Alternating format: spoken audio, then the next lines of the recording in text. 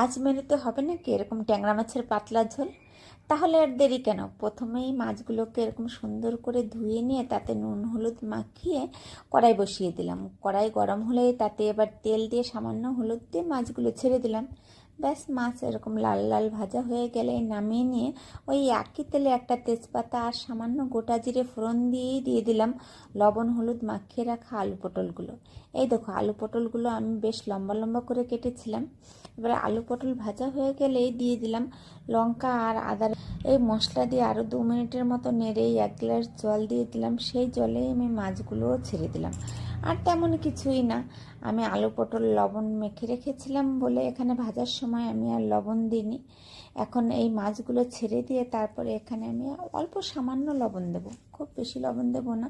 আলু পটল ভাজার সময় যেহেতু আমি লবণ দিয়েছিলাম। আর এখানে আমি ভাজা জিরের গুঁড়ো 1 চামচ আর অল্প চালের গুঁড়ো, এখানে একদম সামান্য 1/2 চামচ চালের গুঁড়ো এখানে মিশিয়ে নিয়ে সেটা আমি মাছের ঝোলের উপর দিয়ে দিলাম। ব্যাস, আর কিছুই না।